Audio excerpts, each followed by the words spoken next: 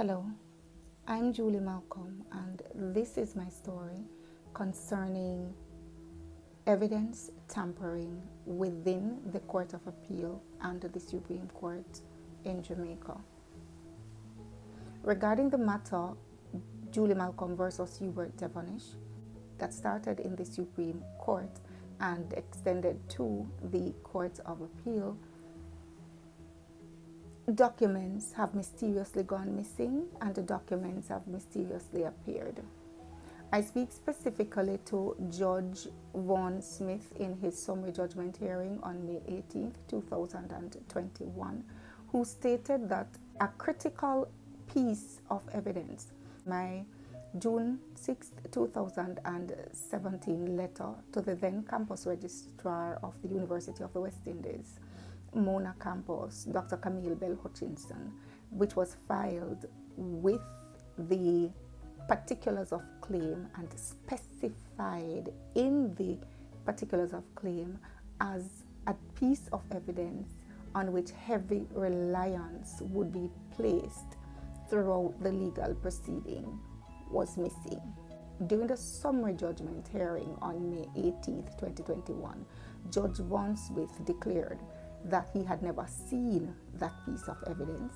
That piece of evidence was not in his possession. He had not read it, he had not considered it, yet he felt quite comfortable making a ruling that was not in accordance with the details of that document. And that was what he actually did. Now, while he was making this claim, the opposing attorney, that's Professor Hubert Devonish's attorney, had in her possession the very document of which we spoke, which bore the seal of the Supreme Court of Jamaica. Now, how the documentation process works is that I file a document in the Supreme Court. I deliver it to them, they stamp it. I take a copy of that document to Hubert Devonish's attorney. She indicates in writing that she has received that copy, and I take her indication, that proof of service, back to the courthouse to prove to them that all parties involved in the matter have access to this critical piece of evidence. So there is no way that Hubert Devonish's attorney would have been in possession of a stamped copy of that document had it not, prior to her receipt of it, been filed in the Supreme Court. And that would have transpired during December 2017. This was May 18th, 2021, and Judge Vaughan Smith was not in possession of that document, never seen it, never knew it existed, even though it was also listed on subsequent documents that would have been filed in the court, would have been on the exhibit lists of subsequent documents that would have been filed in the court. Never read it, missing. And this is a document that shows the comparative analysis between Hubert Devonish's letter, where he defamed me and claimed my work, and my actual research. So it explains in great detail what my research is, how it is expressed in Hubert Devonish's May 11th, 2017 letter, and the extent of his ethical breaches or copyright and defamation breaches. That document was mysteriously missing from filed court documents.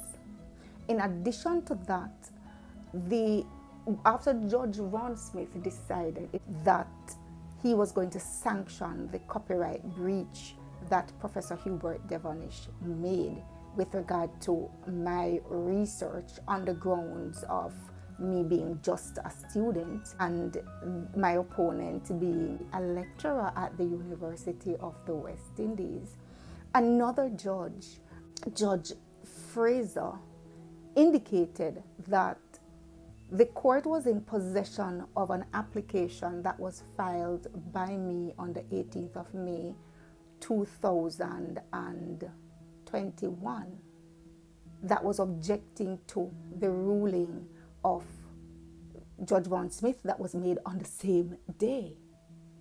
Judge Fraser said that the application that was made by me was insufficient to substantiate any claim that I was making, and as a result, a ruling was made against me.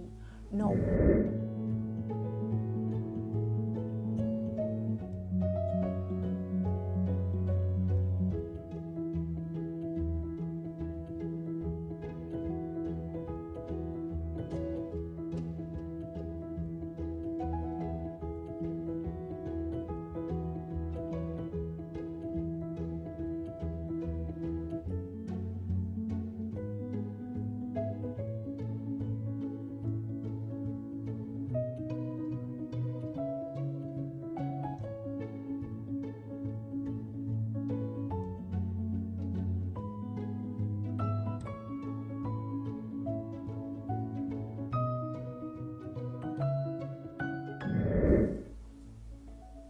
I did not object to any finding of Judge Vaughan Smith on May 18th. After the online hearing, I did not communicate electronically, physically, verbally, or otherwise with the Supreme Court or with the Court of Appeal.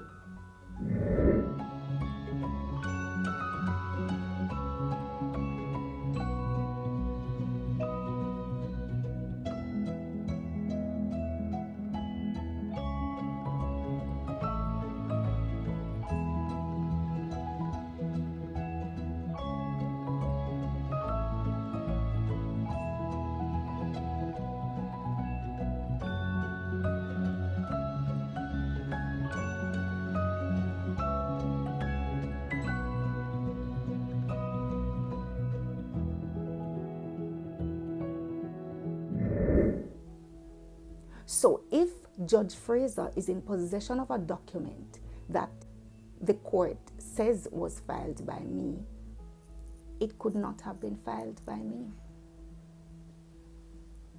Someone within the court system created that document, affixed my signature to it, and submitted it to the court. Or the writing, the ruling I got from Judge Fraser is fake.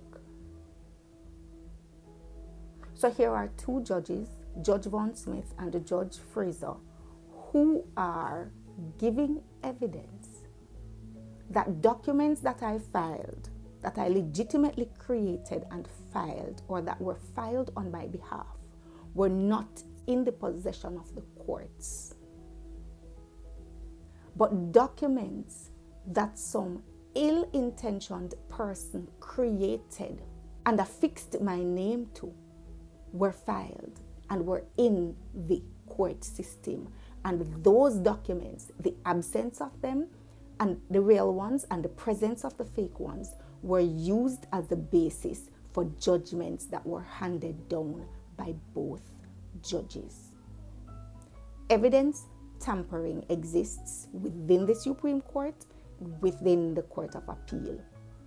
Chief Justice Brian Sykes, DPP Paula Llewelyn, Court Administration Division, please intervene.